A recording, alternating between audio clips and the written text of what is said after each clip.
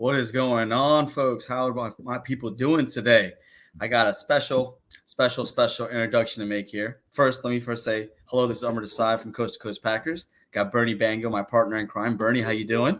Good. And I think this guy is pretty well known in the Wisconsin area. He's the host of Wisconsin Sports on 12:50 a.m. And his name is Steve Fifer. Sir, how are you? Thank you for honoring us today, man. I am really looking forward to hearing all your emotional feelings about just what's going on with the Packers nowadays. Yeah, man, I'm in. Let's do this. This will be fun. Heck yeah. Well, first off, we always like to start these off with just letting people know who you are, how you kind of got into this business, and just your history with everything that you kind of built up from where you were. Yeah, man. For me, I was kind of one of those rare people, I guess, that I knew 8th grade what I wanted to do for a living. And at that point, kind of just put everything else aside and kind of focused on getting to kind of where I'm at now. So I started reading in church. I would go home. My grandma had emphysema, so she was bedridden with oxygen. So I would go home and read the sports pages out loud to her and read the newspaper out loud and practice speaking in front of people and that whole deal. Got the baseball digest, the basketball digest, football digest, everything I get my hands on that my mom and dad would allow me to have. They would have to obviously buy. I would read all that stuff, man. That's all I did. And then we had a radio and TV broadcasting class in high school. So I took that. That was a lot of fun. Got to do some little play-by-play in high school as well. That wasn't my thing. Didn't like it. Went to college at Gateway Technical College in Kenosha. So same places like Bob and Brian, who have dominated morning show ratings in Milwaukee forever on the Hog. They went there. They didn't graduate. I didn't graduate. So what ends up happening is I go there. I end up working 3 jobs. My second year, it's an associate's degree. I go to my GM of the radio station in Kenosha where I was working because I got into that job straight out of high school. I graduated high school. And then I met Tim Allen, who of course did our post-game show on 1250 forever. And met him at a family dinner. And he's like, "Hey man, you want to intern?" I was like, "Sure." So I started interning for him at the end of June or whatever, covering Brewer games with him, kind of interning and helping out with the sports talk show on the weekends on WLIP down in Kenosha. And then, like I said, about a year or so in, starting my second year, I was sleeping in class. I was having all kinds of problems because I was living on my own, trying to pay rent. Plus I had a girl, plus doing all this other stuff. So I went to my GM of my radio station in Kenosha. I said, "Hey man, do I really need to do this?" He said, "What do you want to do?" I said, "I want to be a sports talk show host." He goes, "You can quit." I said, "All right then." He's like, "Because either you're going to be good enough to do it or you're not. You could have a master's degree, but if you're boring and nobody wants to listen to you, it's not going to matter. It's not going to get you where you want to go. Either you're going to be talented enough or you're not." So I quit. My parents were pissed. Let me tell you, they were pissed. And then from there, I worked at 95 Will Rock and LIP for a number of years. And then I left there and I worked at WLKG in Lake Geneva. I played a character on the morning show. I also was producer of the morning show, was Sharkman in the Morning, and which was awesome. And if you guys know anything about ratings, everything is based on shares, right? So a really good rating in Milwaukee, if you have a 10 share, that's really freaking good, right? 9, 10, 11, those are really good. So in that market, with Arbitron, wherever else, I believe we had a 25 share. Wow.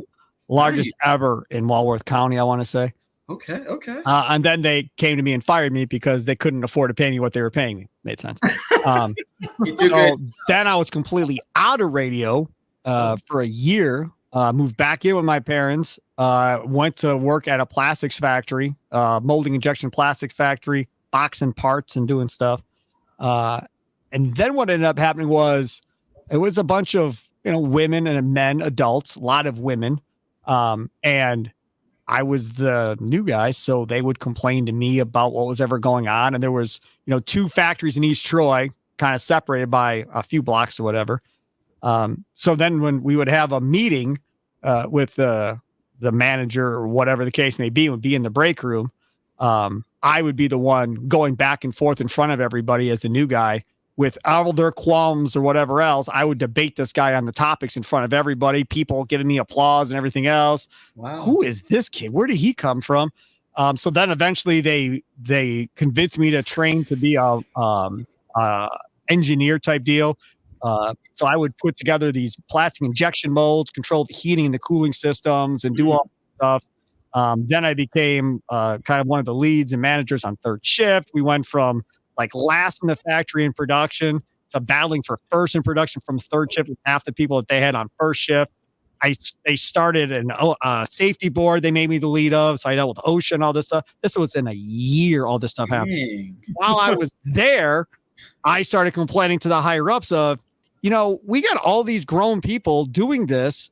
I said, but nobody's actually gone to school for any of this. Like if you send them to school, they can get their journeyman's cards. They're way more knowledgeable, everything else. So I fought for that for several months. Okay. The day I went in to get my 2-week notice, because I got hired by WISN Radio in Milwaukee to get back into radio, before I could say anything, I had the letter in my hand. She comes up to me, the HR person. She said, great news. I said, what? She goes, we got approved. You guys all start school in the spring, and we're paying for the whole thing for the next 2 years. You guys can get your journeyman cards, blah, blah, blah, blah, blah. I was like, man, that's awesome. That's great news. She's like, what were you coming to see me for? I said, I got to get my 2-week notice. And she was just like, you got to be kidding me. Right. She was ready to start crying. But all the people that were there all did go to school. They all studied together. They all got straight A's. They all got their journeyman cards. And then they all left for different jobs to make more money somewhere else. Hell so yeah. It completely backfired on the company. I was like, it worked for the good fight. Yeah, it worked for the engineers. They all got a lot more money and left and went somewhere else. So then I went to WISN. And part of the reason I got the job with Homer, Steve the Homer True, doing the World Series Sports Talk Show, was because Drew Olson, who's now with the game, and Dobie Maxwell, who's a stand-up comic for a long time in this area, they both made calls on my behalf because I went out to breakfast with them with Tim Allen. And that's how I met him in the whole deal. They're like, oh, yeah. Because Tim was like, oh, he needs to get back in. He's out, blah, blah, blah, blah. So I got hired by Homer. I was with Homer for 6.5 years. Oh, nice. And then when they went to start this station in like August or September of 2004, I ended up leaving ISN, giving my 2-week notice, like, was it Christmas Eve, the week of Christmas, whatever. And then was here to start this station in January of 2005. And then the rest is history. Been here ever since. Heck yeah. Wow. You were the Homer thing I do remember from back in the day. Yeah, I was there from 99 till the end of 2004 with Homer. Yep. And me and him were really tied. Like he did a reading, my 8-year-old, when he got baptized, he did a reading at the church and stuff. Like we're super tight. So yeah, I love Homer. Good people, man. He's a hoot. I listen to him every day. he's the kind of guy that stands on his business. I respect him for that. Regardless of what he says, he's going to stick by his guns, and I appreciate that. Yeah, no doubt. Yeah, a lot of fun, no question. I love that journey, though. That journey is absolutely amazing. It's like you knew exactly what you wanted to do. You kind of had a little bit of a hiccup, and you got right back into it. And now, look, you're still kicking ass. Yeah, man, got lucky. And then, we had the fiasco that happened here where I have my most recent kid. I go on paternity leave in 2022. We have her, our first and only baby daughter. Okay. I come off of paternity leave. I get back on there with Gary, Leroy, myself, everything else, do the show, everything else. And then I find out after the show that they're getting rid of everybody the next day. And they're essentially putting the station on satellite. And that was going to be it. They kept me. I was like shaking. I was like, what are we doing? Why are you keeping me for? Like, what are we doing? What am I going to do? Like there's nobody left and I'm not going to be able to do a show on the air. What am I going to do? And that's kind of how the podcast started. And then because of that, I started to help run a BetQL station in Denver. I help run a BetQL station in Memphis.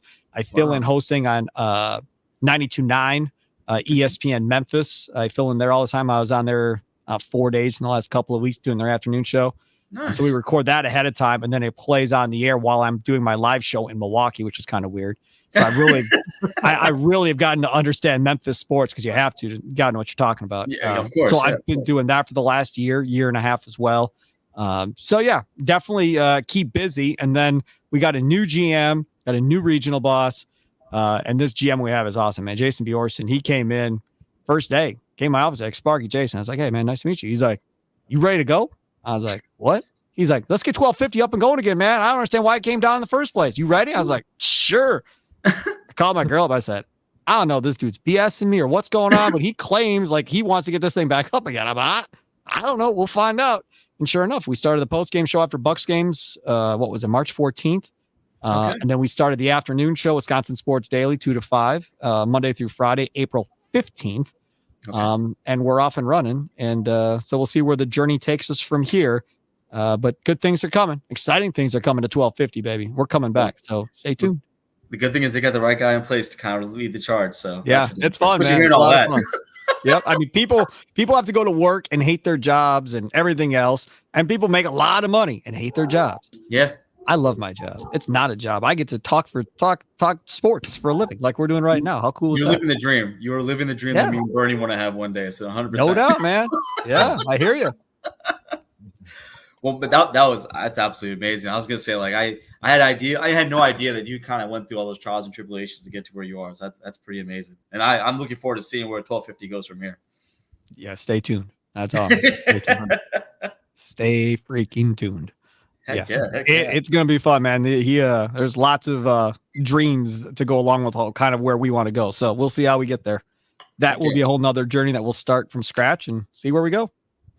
And I'm pretty sure that. Oh, go Bernie. Go ahead. Go. Before we dig into the Packer stuff with your post game show, I got to know what are your thoughts about or I should ask you, what moves do the Bucs need to make going into this next season? I mean, you got to protect the big three in my mind, but I think everyone else is expendable. Yeah, it's interesting because Brian Windhorst came out and said that the core for the Bucs of Lillard and Giannis are keeping together, but the Doc isn't opposed to changing everything else. He didn't mention Chris Middleton. He said Dame and Giannis. I found that interesting.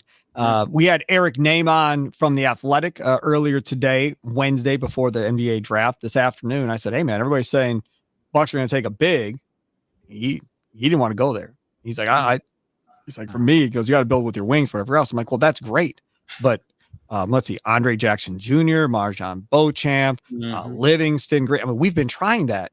What do we have to show for it at this point? So we kind of went back and forth. So we'll see what the Bucs do with the draft pick. If you listen to him, it doesn't sound like anything major is going to happen. So from that perspective, maybe Connaughton goes or something like that. But the whole Lopez, Middleton, Giannis, Lillard thing, based on listening to Eric, it doesn't sound like he expects anything major to occur with the Bucs this offseason.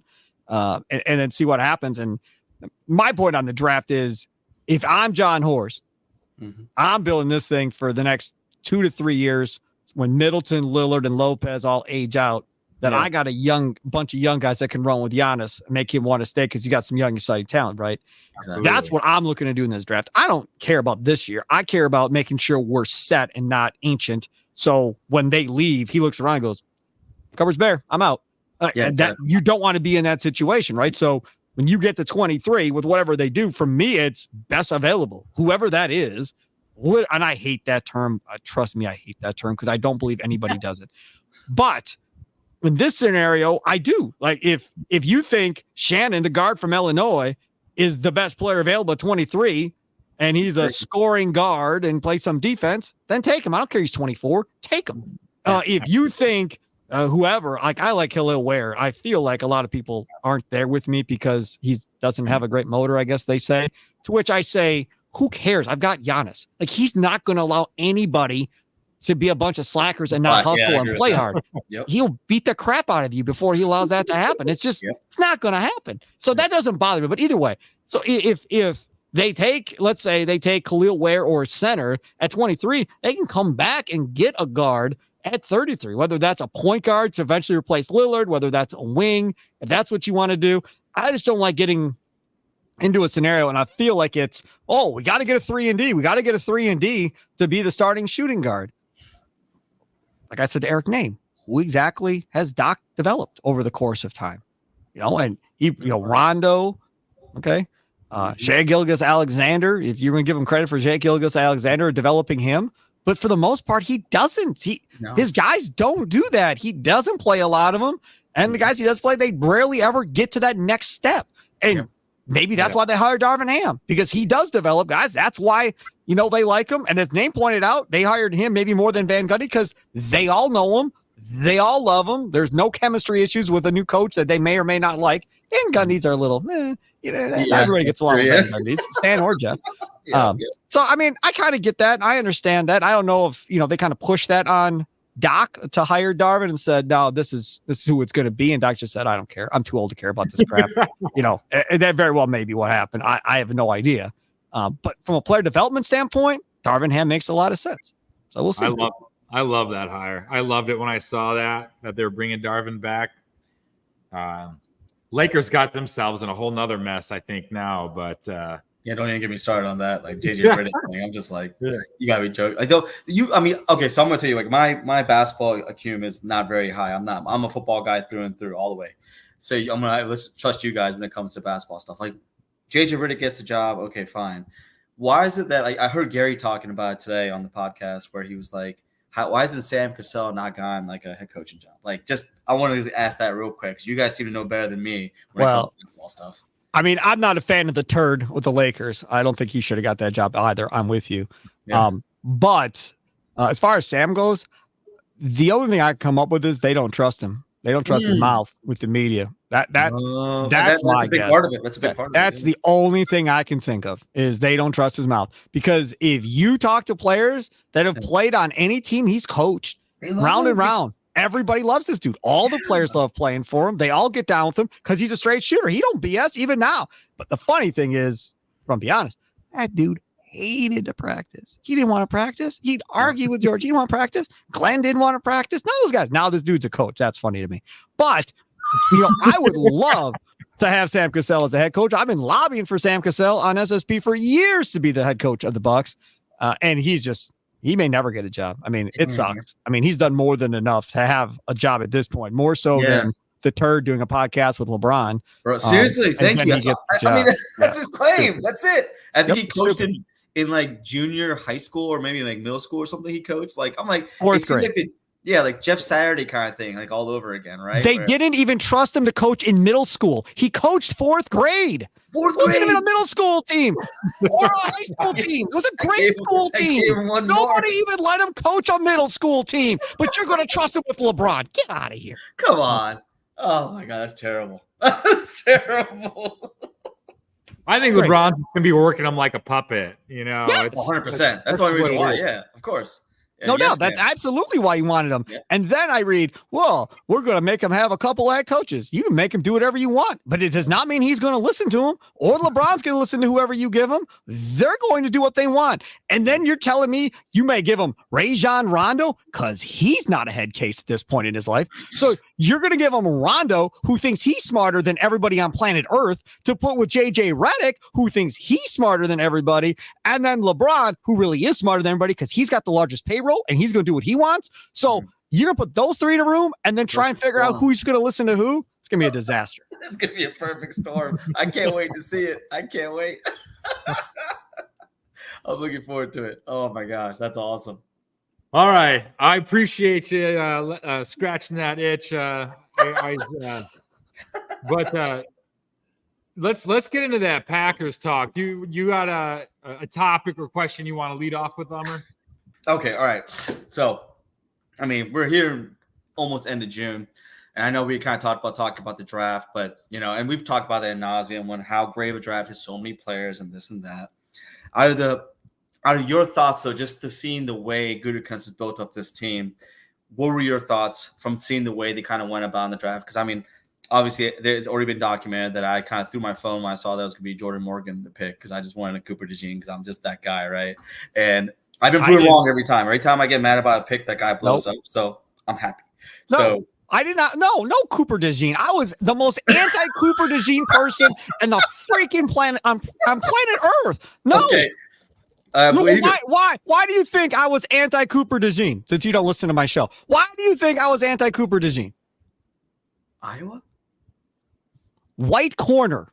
That's it. That's it. That's all it was. No, not happening.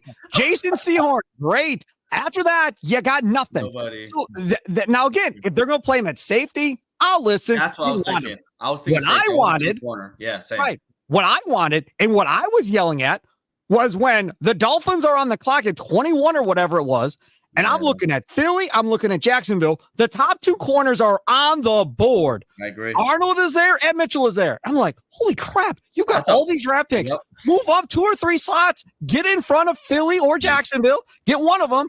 Get a corner to go with Jair. And we're good. Like, let's go.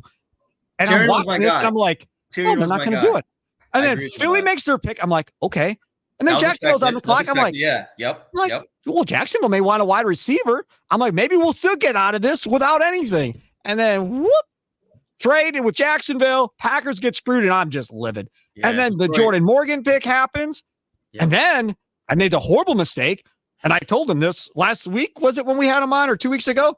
Yeah. I made the horrible mistake of finding a video of Mike Wall, the former Packer offensive lineman, talking about Jordan Morgan a month before the draft. Oh, no. And pretty much said the positive was pretty much, he'll be an NFL player. Yeah. And that was about the extent of the positivity. I was like, oh my God, this is worse than I thought. Yeah. I didn't even watch the whole video. I swear to you, I got 4 minutes in. I was so depressed. I'm like, I'm done. Boop.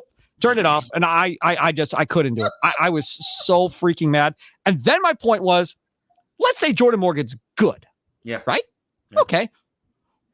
Let's say Arnold or Mitchell, pick one, is a Pro Bowl corner. Yep. If Morgan is a Pro Bowl guard, they screwed up. If Morgan is a Pro Bowl right tackle, they screwed up. If Arnold or Morgan is a Pro Bowl left tackle, they made the right pick. I agree. 100%. But that's the only way. Now, if those corners suck and they don't pan out and I was wrong and this dude ends up in a Pro Bowl at guard position or long snapper, whatever, then they made the pick. They made the right pick. Yeah. However he gets there, doesn't really matter as long as it has a Pro Bowl next to it. I agree. Yeah. So we'll see. I'm still not sold on that pick at all by any stretch. Okay, good. And he's athletic, so we'll see. I was going to say, he has quick feet. He looks good like that, but I agree. Like, if you were – obviously they weren't sold on Walker, right? I wanted Tyrion Arnold because I like the Alabama corner. I was pissed Detroit trade up in front of us to get him. I think they would have probably taken him if he was there, right? But the more you would hope so. Yeah, the funny thing, Andy Herman even said he was calling Jordan Morgan too, right? And I was like, okay, cool. But like, man, I had a feeling about him. It's like, man, coming off the ACL. And the Mike Wall thing I had seen too, and that's where I'm just like, oh, we're going to do a project, another first-round project, and I am so scorned and like PTSD from Jason Spriggs. So that's all I keep seeing. That's all I keep seeing. That's what I'm terrified of. Listen to me. You need to seek professional help. Nobody talks about Jason Spriggs. People in his family don't even know he played in the NFL. What are you doing still bringing up his name? There's no need for that. I'm telling you, I got him and Royce Newman have like damaged me internally. Okay. Yeah, Royce Newman has done it to a lot of people. Yes.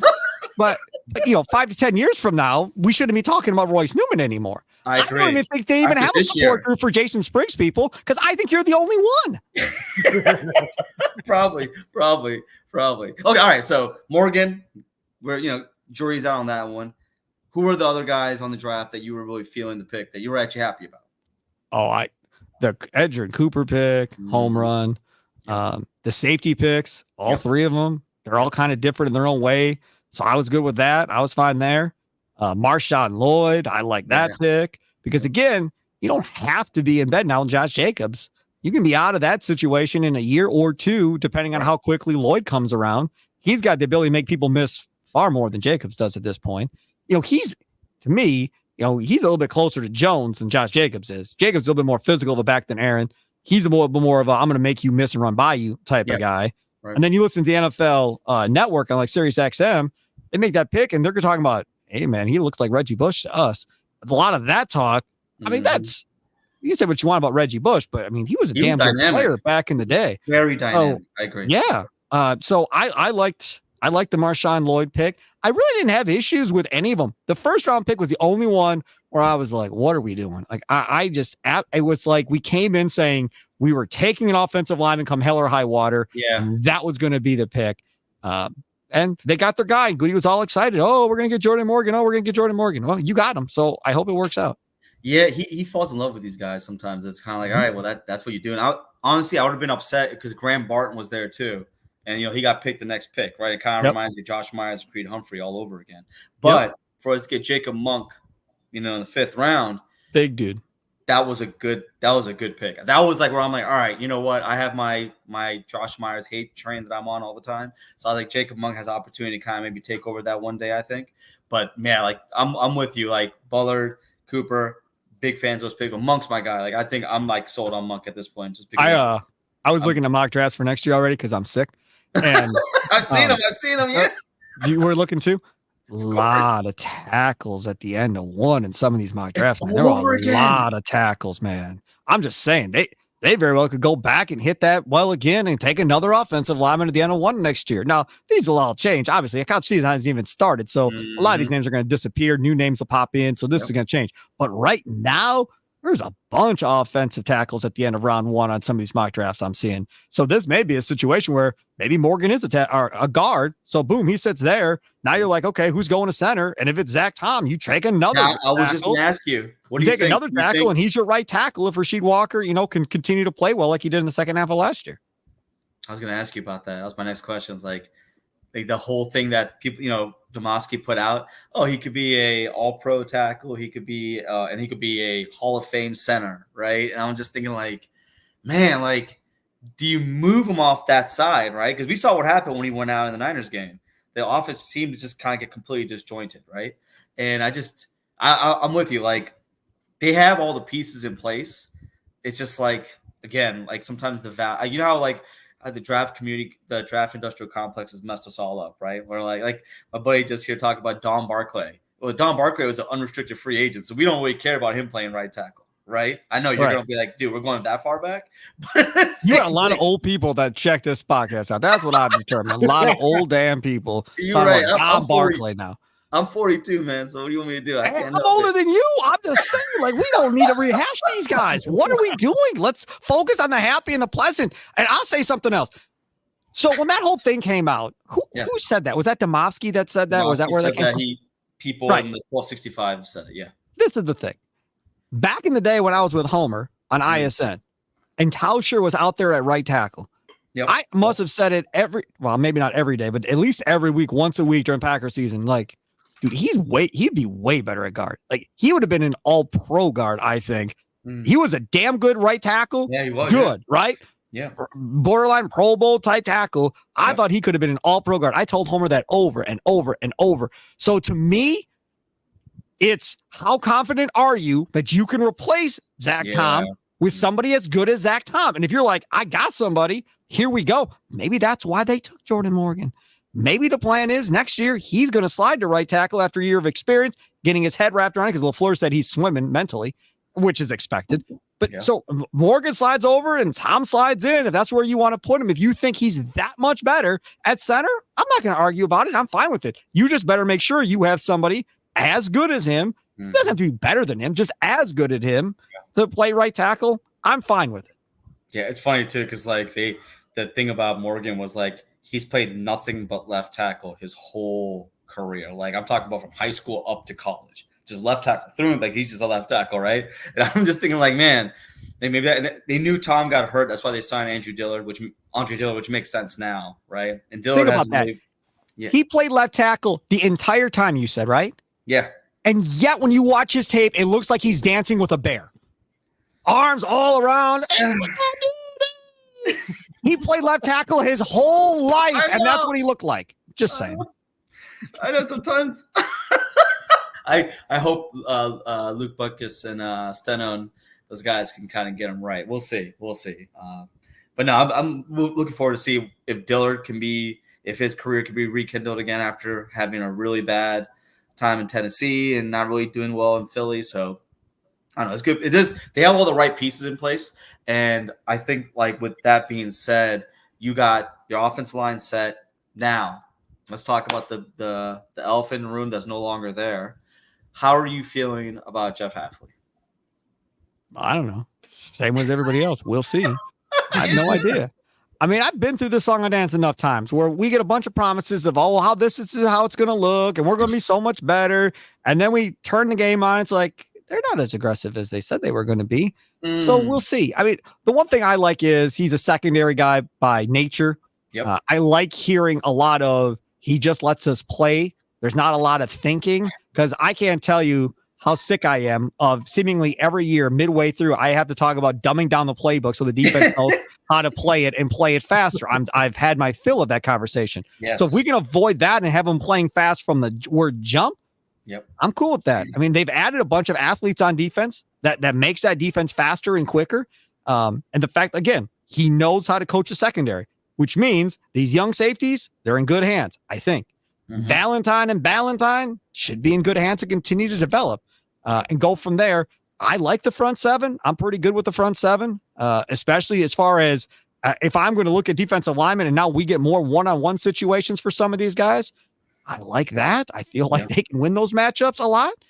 So I like what it looks like. I like what I'm hearing, but we got to see, man. I'm not going to sit here and go, oh, yeah, he's the answer. It sounds like he might be, but I don't want to get suckered in again and then be all pissed off when it doesn't work. Oh, man, you are not lying. I think we had 3.5 years of knowing we were going to get mediocrity out of Joe Barry, so we're used to that, right? But but at least with Capers, he did come through in the beginning. Like he was legit. He was the Godfather of 3-4. He came through, and then for the first 5-6 years, he was legit. Like no joke. Like but he was doing it with a hand tied behind his back because he had Ted up in the GM room making draft picks, not talking to him. Hey, dude, what's up, man? Yeah, here's the first round pick.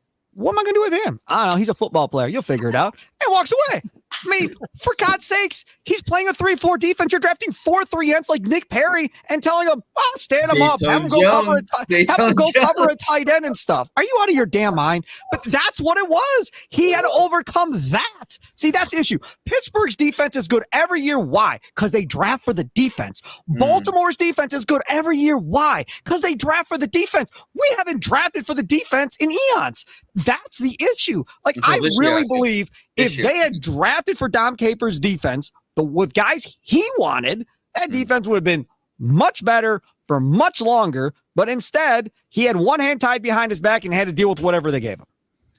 I couldn't agree more. I think, and me and Bernie have talked about this before too. If they narrow that Cullen Jenkins go, that was a big loss. It took them forever to try and replace him. Never That's did. A huge loss. Never did. Nope. Got Dayton Jones. Got some other bums. They didn't do nothing. It was never right after that. Never. Guys that get hurt in college, and then when they get hurt in the pros, you're like, what? Oh, he's hurt? I cornered Ted at a combine years ago.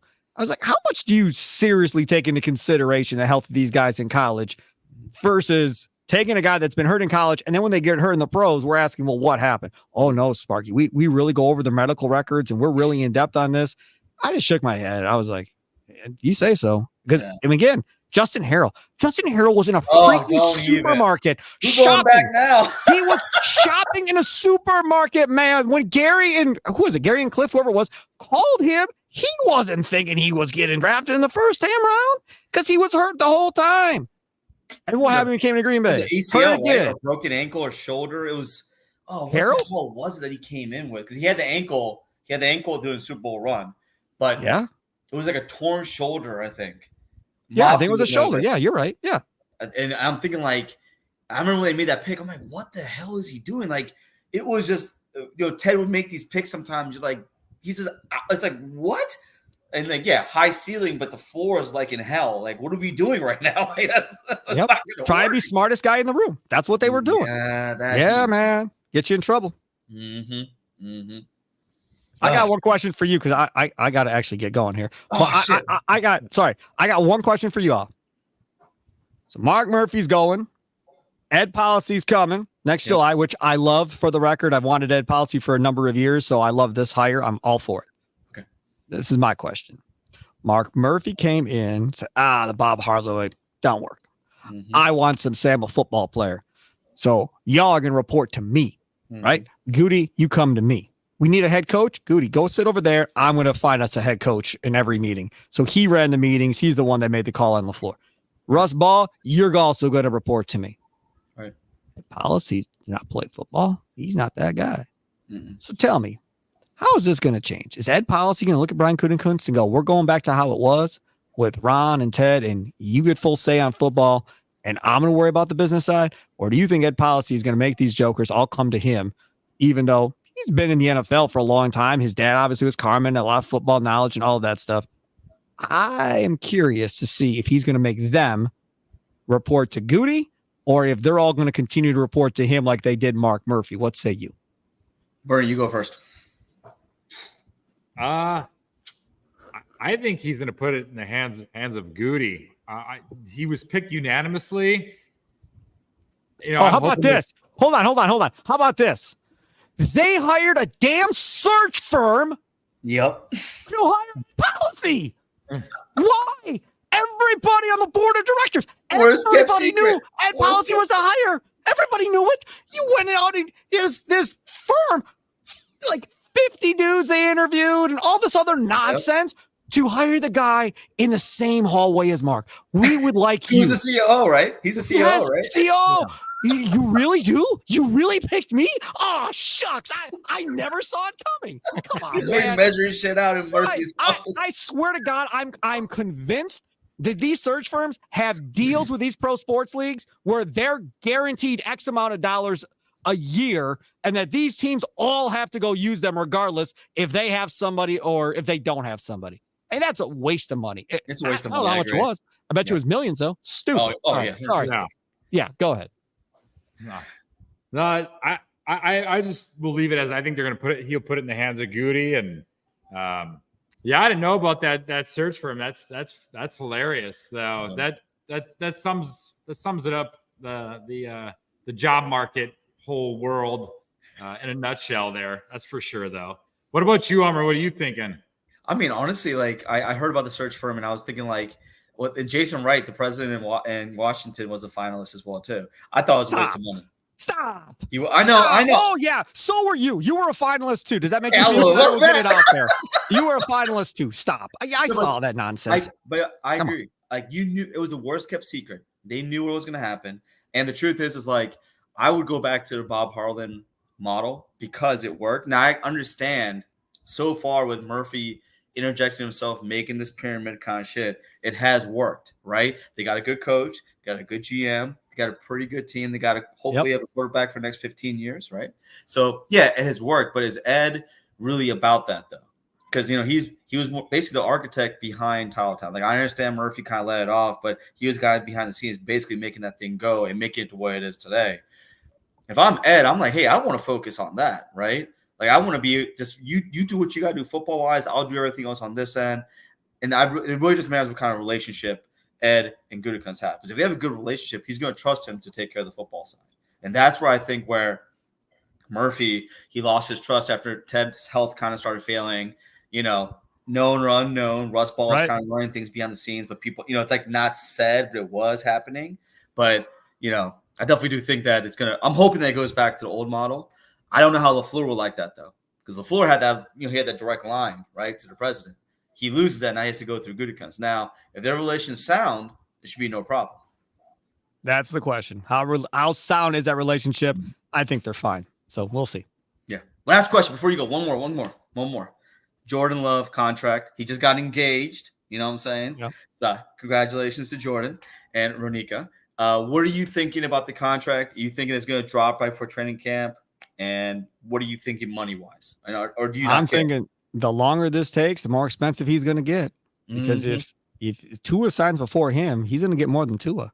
So I think that David Mulgada and Athletes First, whatever the name of that agency is, I think whatever number they brought to Goody, there's no chance it was $55 million or more. There's no way.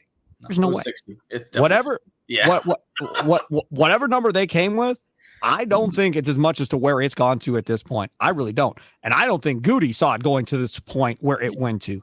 The Jared Goff deal, the Trevor Lawrence deal, you're just like, holy crap, what is going on? And I don't know if they knew the Trevor Lawrence deal was coming or not.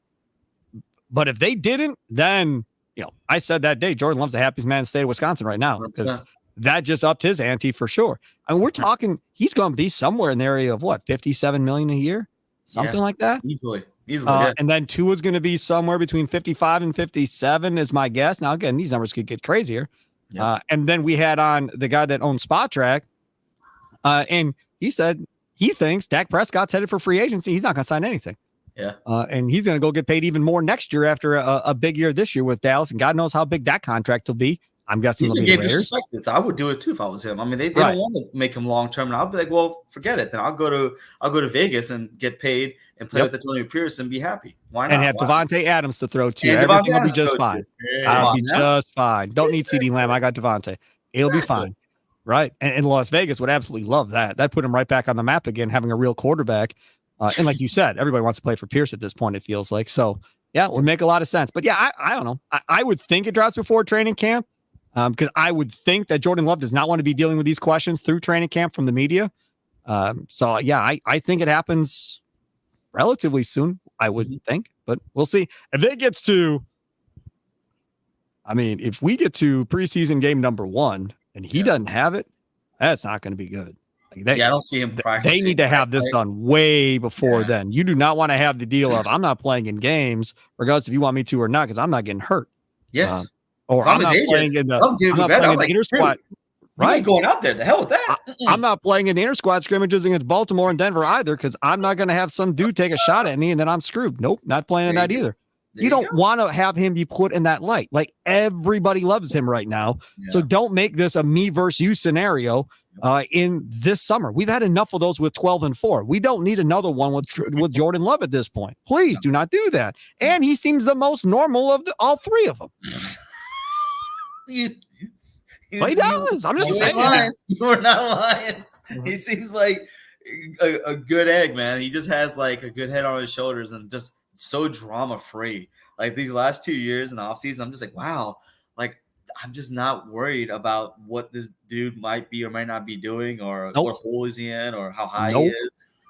None of that. Like I don't, like what podcast he's gonna go on and start saying some ridiculous stuff. Like I ain't gotta worry about none of that. You know, like I'm just I'm very thankful for Jordan. I'm just hoping that Gutekunst and Russ. I trust in Russ. Russ finds a way to get it done. But you're right. Dak and honestly, and they're talking about not even paying Tua. Like it's come out that like Tua, they're basically saying they're not going to match Goff's contract. So I don't think that's Tua.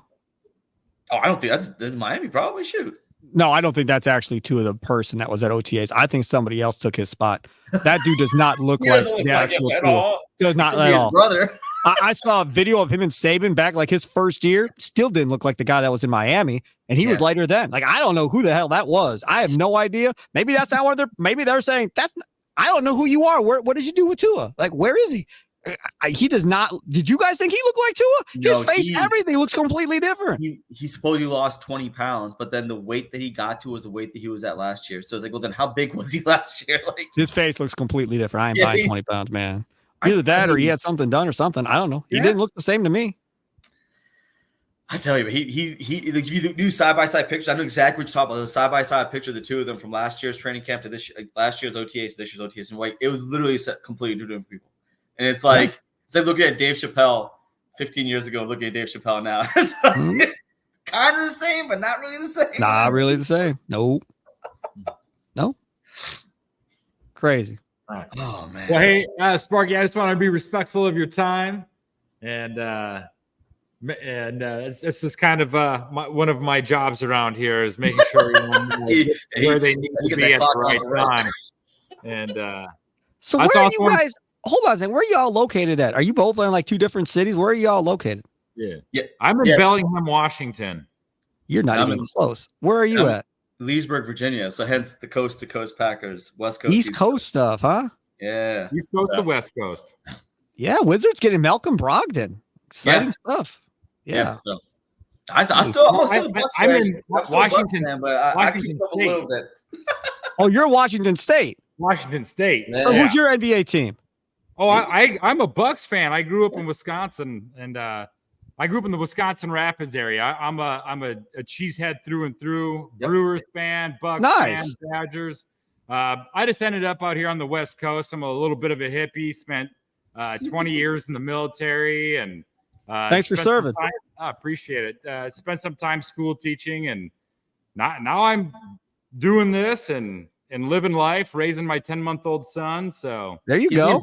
He's underselling himself. He's a special needs teacher. Like this dude was like, I tell everyone he's an angel. Like if very stressful. The camera comes off, the wings come up, man. I'm telling you. Yeah, I totally relate to that. Dude. That's some special stuff indeed. Military and then doing that. You're right about the angel wings. Yeah, you got that right. Exactly. No doubt.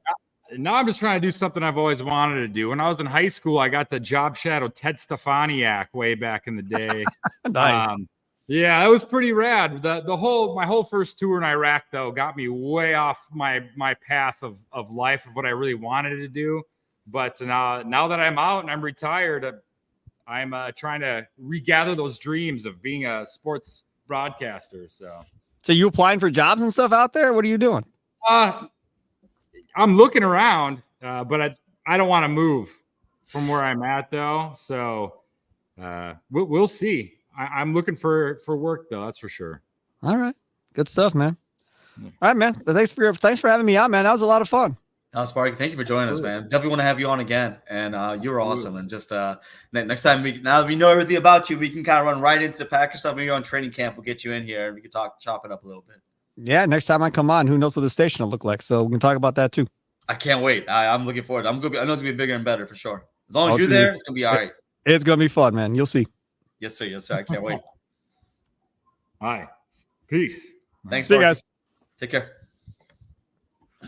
All right, man. That was awesome. I'm definitely looking forward to having him back. Oh, and hell yeah. He's a character. I love him. That he's just like he's on his show, man. He is just so entertaining and he's so passionate. Oh no, he's definitely. I love listening to him. I don't want to interrupt him. It's just seriously, let him go and do his thing, and get my question or comments in where I can. I'm terrible about interrupting people, so I'm always like, all right, shut the hell up. Let him talk. Like, he's doing good. It's funny with you. I'm willing to jump in and say what I got to do. But when we have guests and it's someone I've never spoke to before, I feel the same way. I'm like, man, I'm just gonna just sit back. I'll figure out where I can jump in. I'm sure the more I do this, the more I'll grow a little more brave. Yep. One thing I want to fly through some comments while we still have some time, man. Caleb said, "What do you think about the Vikings all-white uniforms with the white helmets?" I think they look pretty fly, but then when I heard that they were called the Winter Warrior, I was like, "Shut the front door, man! You don't even play outside. What are you talking about? There is no winter indoors." So that was my issue. Was I thought they looked pretty sick until I figured out the name, and I was like, "No, now you're just silly." He Soder says, "Screw the Vikings." Absolutely, screw the Vikings. Always. But got to answer those questions when when they're out there. Let me get this one here because we had a couple. Mafia was saying that he said that Morgan went up as a guard, and you know how we always draft tackles that kind of end up as guards. Yeah, it's one of those things where if he becomes an All-Pro guard, then okay, I'm not complaining. But a late first-round pick as a tackle who turns into a guard, I'm just I'm not happy about it. But you know what? If we get a ring out of it, I don't give a shit. I don't care where he ends up. To be honest with you, we win a Super Bowl, doesn't matter. It's absolutely, and it's just I'm gonna try to keep Terrion Arnold and Mitchell out of my brain. Sparky had a perfect point there, brought it up, right? If Morgan doesn't turn out to be a All-Pro left tackle, what were we doing? I'm gonna try not to hold on to that because it can be a little frustrating. I think comparing it that way. I just hope he ends up on the line, starting and playing at an All-Pro level. That's it. That's all I care. Man. Yeah. Nothing else matters to me. As long as he's playing well, I don't care where he ends up. Long snapper would be funny as shit, but he just wherever he ends up. And I stole this from Soder and from Mafi because they both would don't talk about Don Barclay. And then he said that Barclay was a UDFA, and I was like, bro, you were so right. And I didn't go to Barclay. I just went back as far as Jason Spriggs. That was enough for me. That one was the hurt the most. We traded up for that Bama, but Yeah. I was just saying, Spriggs, man, that was a swing and a miss. Yeah, you ain't lying about that. But there's a lot of good questions that came out. I mean, one of the things was, Harold did have the back issue. Mafia had said that, and I thought it was shoulder, but it was back. And then he had he tore something in his. He had a rotator cuff tear. No, that's freaking Kevin King. another fucking ridiculous first-round pick or second-round pick, sorry. And then, but yeah, he all kinds of issues. He was a wasted first-round pick, honestly. And then what was it? So we're talking about dropping every squeeze out of Dean Lowry. Why? No idea. And then we extended him. It wasn't only that we drafted him, but we extended him. My cousin lost his shit when they extended Dean Lowry. I was pretty blown away by that, man. You know, I'm not a hater of Dean Lowry, but I just didn't understand our love of wanting to keep him around. I completely agree. Like, it was one of those things where he was a try-hard dude, but he wasn't worth the contract, if that makes sense, right? Yeah. This is regarding why they hired a firm. Yeah, agreed. They literally hired somebody. I think they hired the same firm. Man, there's a history for it. There's a reason why they hired them, and they've been used before. It's like the Granberry is just some bullshit, right? That like some Grantberry or something weird, but they've been used before, and it was all dog and pony show. Like, they knew Ed Policy was the guy. It wasn't like they're going to deviate off of that. So just for shits and giggles, really. And then this one right here, where why Murphy got involved. 100%. I think Murphy definitely got involved because of the fact that what Rodgers was maybe doing behind the scenes that was not well known, but then he did that 45-minute press conference after basically trying to force his way out of Green Bay. And then on top of that too, with Ted Thompson's failing health and seeing how things really took a nosedive in that area because he, the autoimmune disease really kind of messed him up, and there was really no direct leadership kind of from him. And you had probably Russ, you probably had Elliott Wolf, Gutekunst, and John T. Sullivan. You had all those guys basically probably like trying to jock for power and trying to keep the ship afloat while Ted's like literally, on his deathbed. And then, Rodgers if you think about it, you have no leadership up top. Ted's kind of losing it. And then on top of that too, Rodgers sees an opportunity to take over in a sense, right? Maybe he did, and he tried to, and it didn't really work out in his benefit. But it was a sad time because that 2015 draft, it's kind of crazy to think that not a single player from that 2015 draft, nor are they on the Packers team, but they're not on any NFL team. Not a single one of them. The 2015 draft? Or no, sorry, 2017 draft. Sorry, 2017 draft. The Kevin King and Josh Jones and all those guys. Yeah, somebody brought Kevin King in for a workout recently, didn't they? Or was that last season or something? It was King. King had he had tried to get back in the NFL and he tore his Achilles.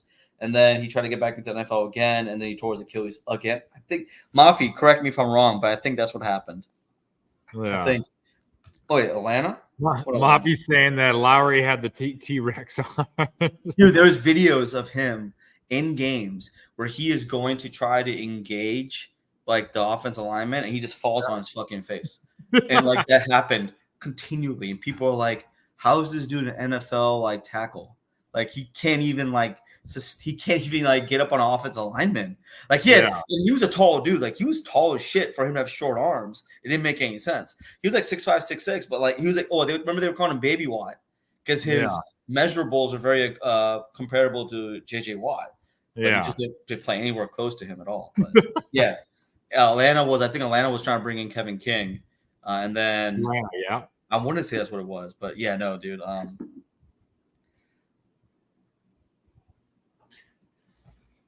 Okay. Yeah. But it was. I'll tell you that was a good show, and I was hoping to get into more about the state of the Packers, but we'll try to get Steve on again. Yeah. No, I wanted to get to I would really love to hear what he thinks about the kicking competition. I forgot that. 6'6", 31-inch arms. That's ridiculous. It's dude, I got longer arms than that, dude. I was gonna say, me too, man. I'm 6'3", my arms are a hell of a lot longer than that shit. I'm 6'3" as well. I was gonna say, man, tall boys in the house, man. Shit. That's but no, right. I was gonna say, tell Caleb, man, thank you for showing up, man. I appreciate you, bro. I know he Caleb stuff coming up, man. Happy to be here for a whole live episode. Yeah, I had to start throwing it out there. I was out busy working on the farm. On Wednesdays, I volunteer at nonprofit farm for veterans. And so it's all busy all day. And I got here and I was like, oh man, I got to get the link out. I got to let people know we're doing a random show tonight with Steve Fifer, and worked out well. And I should have asked him before we went online how much time he had, because I probably would have. Yeah, you know what? I would have watched the time a little bit. Mark that down in my notes. Ask people how long they got for us. Yeah, you know, I think most people just say, "Hey, I got an hour for you," you know, Yep. and it's all right, cool. So I got to be a little more assertive there. Yeah, no, it was my fault too, because I remember he had told me this like maybe 3. I told him like, we run for 45 minutes to an hour, give or take, right? And then like, but he had stuff going on already, right? He had family stuff, he had obligations. Remember, he had to do the stuff for his kiddos. So I get it, man. It's cool though. But the cool thing is now, we start getting these guests like this, so all our fans that come in here and watch us talk about sports and just be idiots at times, they can see that we're not, we have other people that can bring in that know a little bit something about football. So we're looking to have a couple more guests. We're hoping to have Justice Mosqueda come on next week, and then the following week looking to maybe see if we can get another guest too. If not, then we're going to probably start doing NFC and AFC divisional breakdowns of other teams, so we can start talking not just about Packers stuff, but how that can have the effect on other teams as well, and what their impact could be with the Packers. Yeah, I know we had a Titan fan drop in. Oh yeah, in the beginning, So so thanks for Titans fans dropping in on us. But just another reminder, right? We're gonna preview the other teams and talk about them a little bit. Have a few thoughts and comments or jokes. Have you about other teams? But it's gonna be a good time. And I'll do it again. I get to hit my line twice tonight. I want to be respectful of everyone's time, and I got a dinner I'm gonna get to. I want to thank everyone for stopping by our second episode of the week. We're gonna keep trying to find times where we can sneak a second episode in from time to time. And if anyone has any thoughts or ideas of a sponsor or someone that would love to sponsor a podcast, let us know. Please. We'd love to start working with someone, but that's what I got for my last words. Hey man, I think you encapsulated it perfectly. We'll see you guys next week, and just go Pack go, and looking forward to seeing what other kind of crazy news comes out this weekend. If anything crazy comes up, maybe we'll try to jump on real quick. But for the most part, you'll see us back on time, Soder. Hopefully, 7 p.m. Central Time on Monday. All right, sounds good. Go Pack go. Take care, everyone.